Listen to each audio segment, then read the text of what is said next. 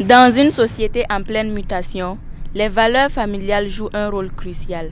Elles se manifestent par l'importance de la famille élargie, la solidarité familiale, le respect des aînés et la transmission des valeurs traditionnelles.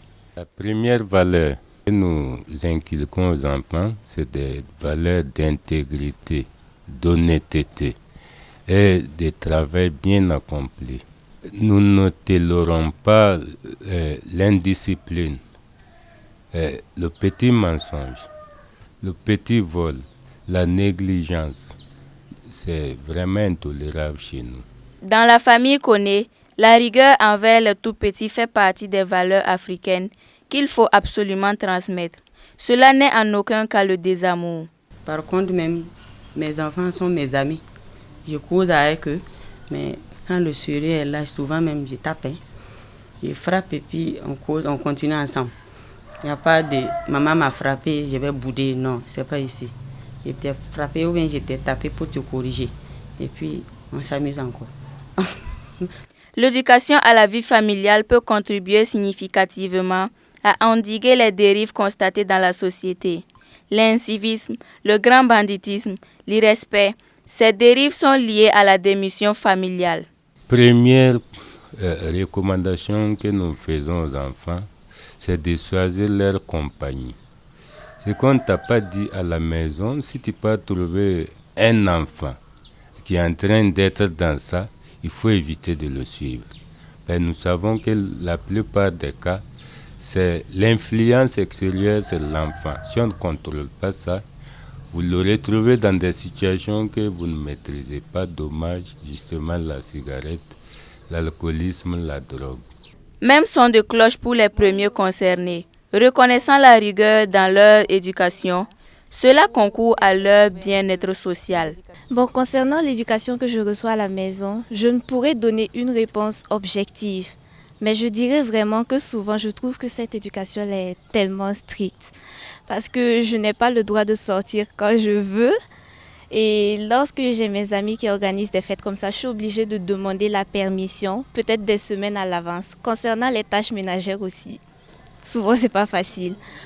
Mais d'un autre côté, je dirais que l'éducation que nous recevons à la maison est bien pour notre futur, pour que nous soyons de futurs citoyens dans la société qui peuvent tenir devant toutes les responsabilités en fait. À la maison, on aime quand on fait ce qu'on demande. Souvent, quand on ne fait pas ce qu'on demande, là, les parents se fâchent et donc on fait de notre mieux pour suivre leurs ordres là, seulement. De nos jours, l'instruction demeure l'une des valeurs incontournables de la réussite. Voici pourquoi l'école ne doit pas être écartée.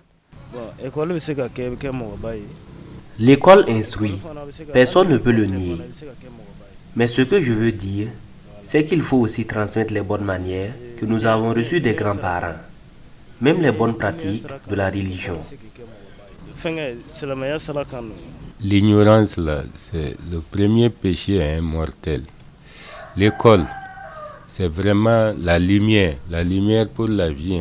Tout ce qu'on fait aujourd'hui, sans instruction, on est limité dedans, il faut dire. C'est je conseille à tous parents de mettre leurs enfants à l'école. L'objectif, c'est de leur ouvrir la vie. C'est une grande ouverture, la connaissance, c'est la vie d'aujourd'hui. Monsieur a tout dit. Hein. Moi, je pense que c'est également ça aussi. Un enfant qui part à l'école, c'est pas parce qu'il doit partir à l'école pour être un travailleur de demain, mais il doit faire l'école pour lui-même, ou bien pour elle-même. Parce que à nos jours, là, si tu n'es pas parti à l'école, si tu ne pars pas à l'école, ou bien si tu n'as pas eu à faire l'école, c'est comme tu es nul. Pour réussir à inculquer un comportement sain à la progéniture actuelle, il faut que les parents eux-mêmes soient un modèle de société. C'est la meilleure philosophie dans la famille Koné. Notre verbe à l'endroit de l'enfant est le même. Maman ne va pas dire ça et papa va venir contredire ce qui n'est pas bien même dans l'éducation. Il faut savoir parler de la même façon à l'enfant. L'enfant sait que si papa a dit ça, c'est aussi ça maman va dire. Mais quand vous contredisez là, les enfants sont presque perdus et finalement à qui obéir.